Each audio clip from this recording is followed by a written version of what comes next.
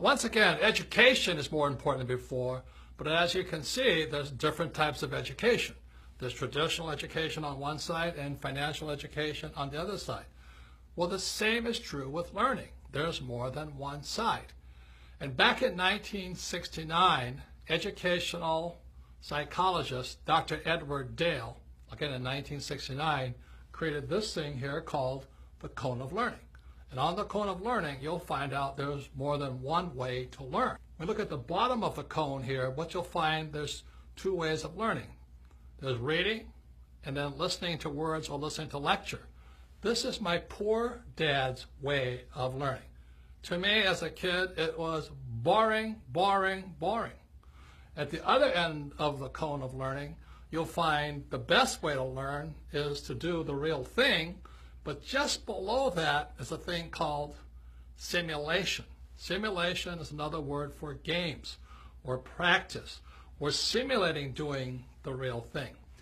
So at the top of the cone was the way my rich dad taught me. At the bottom of the cone is where traditional education or my poor dad tried to teach me. So what Edgar Dale, again, Dr. Dale in 1969, educational psychologist, found out that reading, you retain the least, less than 10%. And then when you listen to lecture, it's about 20%.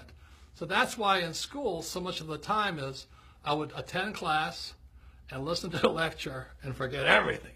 So once again, it's more than two ways to learn. At the bottom, these are the A students. And a lot of times at the top, these are the C students or D students. How many of you have met people who are really smart in school, but they can't do the real thing? And that's one of the problems I had with traditional education.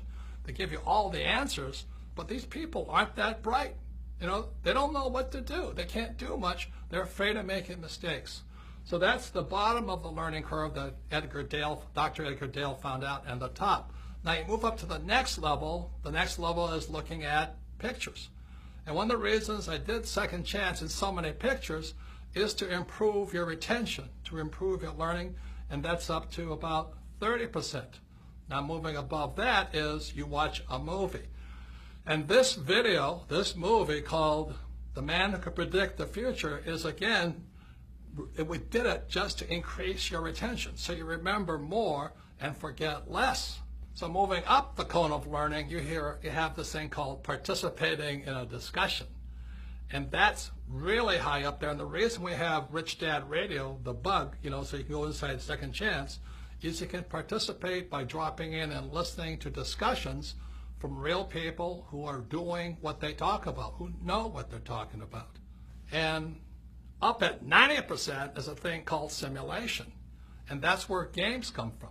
The reason I learned so much from my rich dad was because my rich dad used a game of Monopoly. 4 greenhouses, 1 red hotel. I retained a lot. I learned a lot.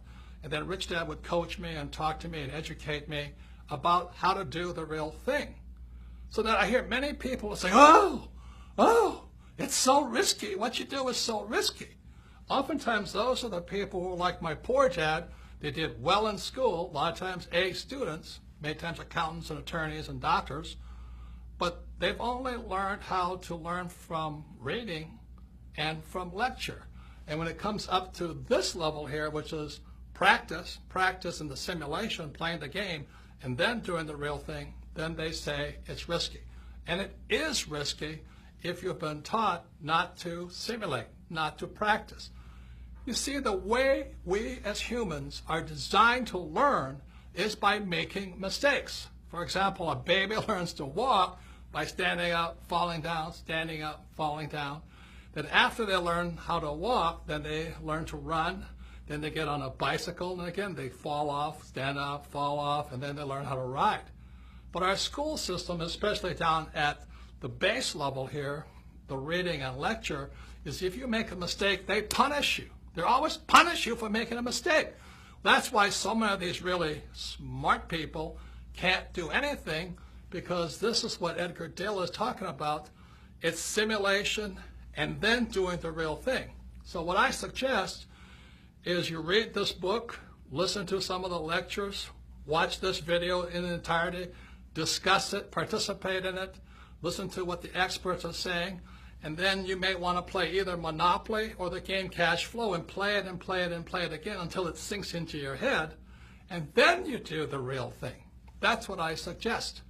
But if you're afraid of making mistakes, which is what these people, like my poor dad, are, what if I make a mistake? If I make a mistake, I'm stupid, I'm stupid. Well, that's what's wrong with the school system. That's what's wrong with traditional education. They punish you for making mistakes.